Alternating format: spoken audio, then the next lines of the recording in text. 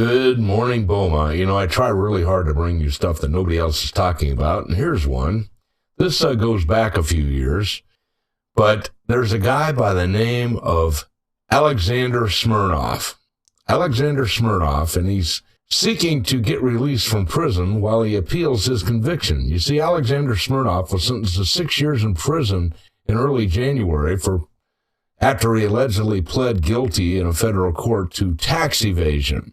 So they're putting him in prison for tax evasion, but they also said that he lied to the FBI about a bribery scheme. And according to Alexander Smirnov, Burisma paid Vice President Joe Biden and Hunter Biden $5 million apiece to help them with their problems. As it turns out, Alexander Smirnov was a fixer, and he was also an FBI informant, and he gave the FBI lots of really juicy, actionable stuff. He was doing a great job until he said that the Bidens had received bribes, $5 million apiece, by the Ukraine oil company, Burisma. So this is crazy. It turns out that Mr. Smirnov's request to be released is also backed by the current Justice Department because they believe that he was very likely falsely imprisoned. So we'd like to see where this goes. But they're saying that Smirnov lied about the Bidens taking this bribery money. Based on bribery history with the Bidens, I'd say he's probably telling the truth, and they put him in prison to shut him up. But the interesting thing is the FBI loved this guy until he came out and said the Bidens took bribes. And after that, well, you're going to prison. So you guys can decide what you think.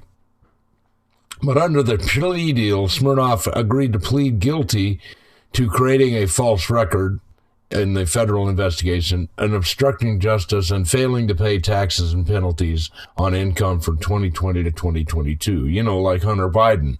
And they're going to make him pay back $675,000 in restitution.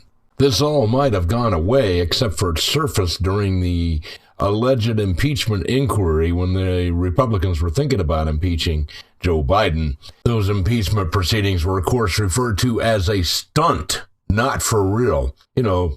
When they decided to impeach Trump twice, that was not a stunt. Ultimately, if there's anyone lying here, I don't think it was Alexander Smirnov. I think it was probably the former Justice Department and the FBI.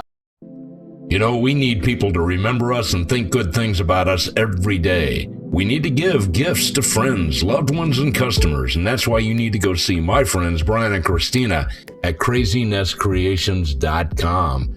There you will find amazing custom t-shirts, coffee mugs, and incidentals that are going to make their day. You can find a t-shirt for your honey from the great Stylized Owl collection, or something for your friend or client or customer to cement your relationship for years to come. Don't forget, you have to get reelected to be grandma, grandpa, aunt, or uncle of the year, and that requires gifts. So crazinesscreations.com gives you an inexpensive way to engender warm and loving feelings for a lifetime. crazinesscreations.com, crazinesscreations.com, crazinesscreations.com. Go there today. Get those goodies for your friends, loved ones, and clients. You won't regret it, and they're going to remember you. A lot of you are under the impression that abortion has ended in Texas, but sadly that is far from true. Planned Infanticide is celebrating the work of a pro-life group that should start asking whether or not they're actually pro-life, and I've experienced this before. Members of the Texas House Committee were scheduled Tuesday to consider House Bill 2197, authored by Brent Money, to establish equal protection for preborn babies. The premise of the bill, like similar ones across the country, is simple. Preborn babies are valuable relatives to people who have already been born, meaning they should be equally protected under the laws that already safeguard other people from being murdered and assaulted. 14th Amendment. Passing such a bill, of course, would completely abolish abortion and ensure that anyone who willfully murders a young baby will face the same penalty under the law as if they had murdered a person who was actually walking around and breathing. An analysis from the Foundation to Abolish Abortion conservatively estimated that there are 25,000 abortions committed in Texas every year. Tens of thousands of babies are murdered via the abortion pill, and Money warned that residents in Texas travel out of state to procure abortions every year. One would think that the leading pro-life groups would be supportive of efforts trying to address this massive issue, but instead of supporting House Bill 2197, the leaders of the Texas Alliance for Life urged that the followers submit testimony against the legislation and contact their lawmakers to urge them to oppose the bill.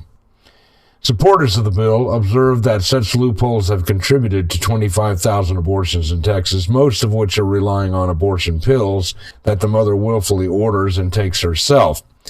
Joe Pogman, executive director of Texas Alliance for Life, has stood with the progressive media describing this as a death penalty for women bill. As previously mentioned, the bill merely ensures that preborn babies receive equal protection under the law. The bill says that existing homicide and assault laws should protect both preborn and born because they're both equally valuable. There will be some cases in which a woman is found to be the victim of an abuser or a male partner who forces her to have an abortion, but there will be others in which women are found to be willful participants in that murder. Texas Alliance for Life is not the only group that's celebrating House Bill 2197 being removed from the schedule. Planned Infanticide lauded the decision as well. When the largest abortion provider in the nation, which murders hundreds of thousands of babies every year, is supporting the work of an organization that claims to be pro-life, you've got to ask yourself some questions. But this is what I have discovered. These pro-life organizations are pro-life up to the point where it might actually happen. And then they realize, oh my God, if this passes, I'm going to have to get a real job. So that's why I don't support any of these pro-life organizations at all, because I've found out that most of them are more interested in their jobs and screaming than actually solving the problem of murder in America. By the way, remember Brego Garcia, the Maryland man? Well, another protective order has surfaced where his wife accused him of kicking, punching, slapping her, and threatening to kill her. She also said he was mentally abusing her children. The 2020 protective order described numerous incidents in 2019 where Garcia allegedly grabbed her by the hair and dragged her around on the floor while punching her in the face. And then he broke her phone, her laptop, and the TV set and continued to terrorize the children. She said, "I am afraid of him. I have multiple videos of how violent he can be and how he has beaten me and the bruises he has left on me." So once again, the Democrats are out there trying to bring this wonderful wife-beating, gang-banging, human trafficking, want to bring this guy back because this is who the Democrats represent. This is who they support. They never met a criminal they didn't like. And finally, in the You're Not Going to Believe This segment, some foreign truckers are reportedly leaving the trucking industry because President Trump has directed deputies Monday to restart the English language proficiency test for all foreign drivers. One Spanish-speaking driver said, "This is an awful law." He's seen many truck drivers that are putting their trucks up for sale. They said the Cuban-American community could be the most affected. It estimated between 20 and 25,000 truck drivers of Cuban origin are active in the United States, but they can't really speak English. Some industry officials have objected to Trump's enforcement of the safety rule, which was ended by Barack Obama back in 2016. There's no question in my mind that Donald Trump is doing the right thing. I should remind you, if you're a pilot, for instance, I don't care what country you come from. I don't care where you want to land. It could be Moscow, it could be Tokyo. But you have to be able to speak English because you can't land at any airport in the world unless you can speak English, which means you can't be certified as a pilot unless you speak English. And why should it be any different for truckers in America? By God, if I move to Mexico, I'm going to speak Spanish like a native within 6 months because I believe if you're going to live in a country, you should act like you're a member of that country. Why are we not doing that in the U.S.? And while I'm at a rant, why do you not have to go to McDonald's? And at McDonald's, the English speakers there have to learn to speak Spanish in order to speak to the Spanish speakers that are working in the restaurant because apparently they're too dumb to learn to speak English. Well, now I am in trouble. Freedom1300.com doesn't run on sunshine and well water, my friends. We need you. First of all, please share this show and this station on all of your social media. The Golden Triangle is on the cusp of the best decade in history, and we need you to be part of it.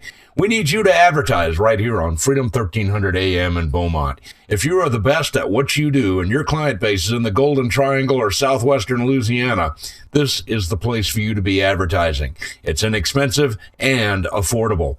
Call me, Doc, today at 281-914-1331 and join the team at AM 1300. We still need a major sponsor with studio naming rights. We need a sponsor for the 1 hour show every Saturday. You can call Doc at 281-914-1331 and get in on the ground floor with AM 1300. Be sure to tell your friends at church, at Rotary, at BMI, the Lions, the Eagles, the American Legion, and the VFW. AM 1300 is the place to be. Call me now. A federal judge has ordered that the suspect behind the firebombing of a Tesla dealership in Kansas City be released ahead of his upcoming court date.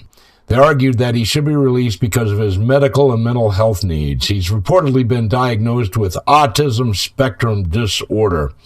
Well, it's a good thing RFK is here because that might get fixed.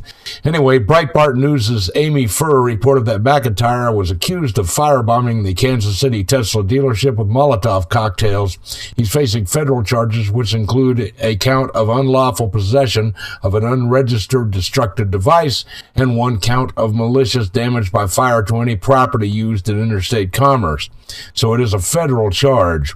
According to the affidavit filed in support of the federal criminal complaint on March 17th, an officer with Kansas City, Missouri Police Department in the vicinity of the Tesla Center observed smoke coming from a Cybertruck.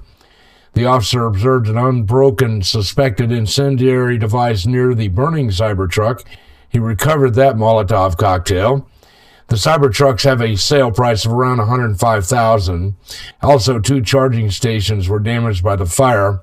But as you know, these federal judges love criminals. They'll do anything they can to help a criminal. And by the way, this is a guy that was mentally ill. He was pretending to be a female at the time. The truth is, we need to make it easier to commit these people that are mentally ill because they need help.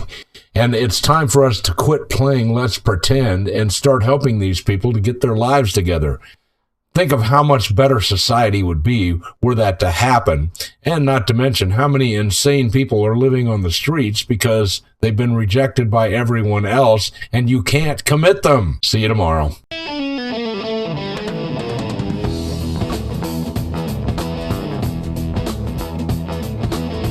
You have a choice, and you chose Freedom 1300.